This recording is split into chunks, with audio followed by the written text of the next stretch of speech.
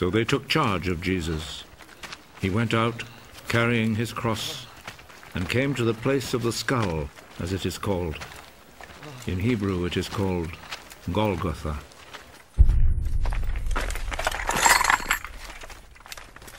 There they crucified him, and they also crucified 2 other men, one on each side, with Jesus between them.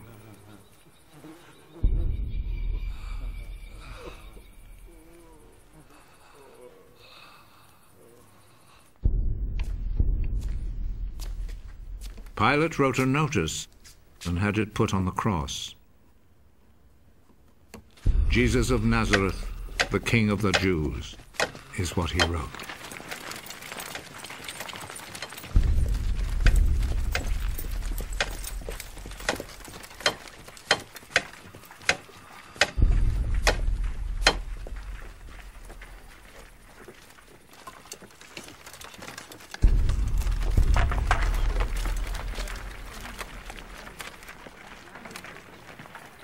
Many people read it because the place where Jesus was crucified was not far from the city.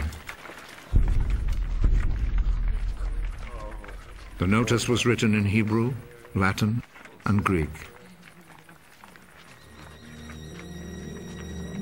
The chief priest said to Pilate, "Do not write the King of the Jews, but rather..."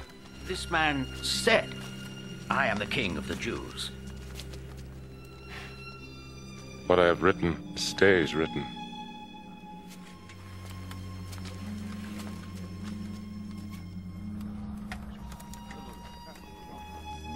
After the soldiers had crucified Jesus, they took his clothes and divided them into 4 parts, 1 part for each soldier. They also took the robe, which was made of 1 piece of woven cloth without any seams in it. The soldiers said to one another, "Let's not tear it.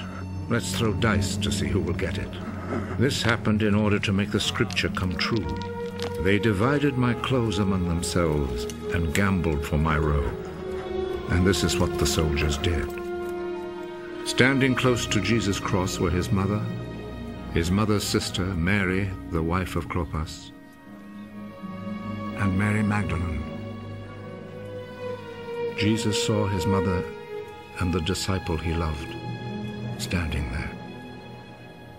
"He is your son." Then he said to the disciple, "She is your mother." From that time, the disciple took her to live in his home. Jesus knew that by now everything had been completed. And in order to make the scripture come true, he said,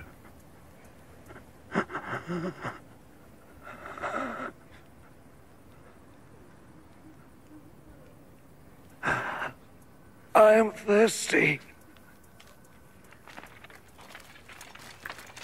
A bowl was there, full of cheap wine. So a sponge was soaked in the wine, put on a stalk of hyssop, and lifted up to his lips.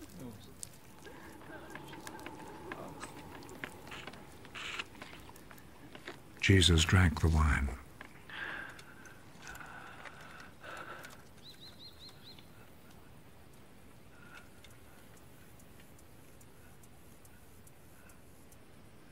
"It is finished." Then he bowed his head and gave up his spirit.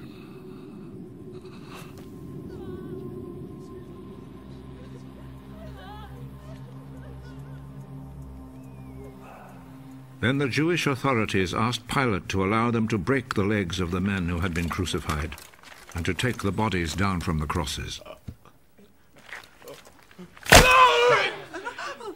They requested this because it was Friday, and they did not want the bodies to stay on the crosses on the Sabbath, since the coming Sabbath was especially holy. So the soldiers went and broke the legs of the first man, and then of the other man who had been crucified with Jesus. But when they came to Jesus, they saw that he was already dead, so they did not break his legs. One of the soldiers, however, plunged his spear into Jesus' side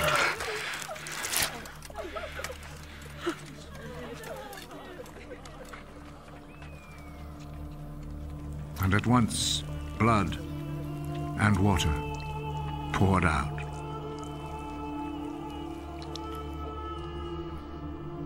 The one who saw this happen has spoken of it, so that you may also believe. What he said is true, and he knows that he speaks the truth. This was done to make the scripture come true. Not one of his bones will be broken. And there is another scripture that says, people will look at him whom they pierced.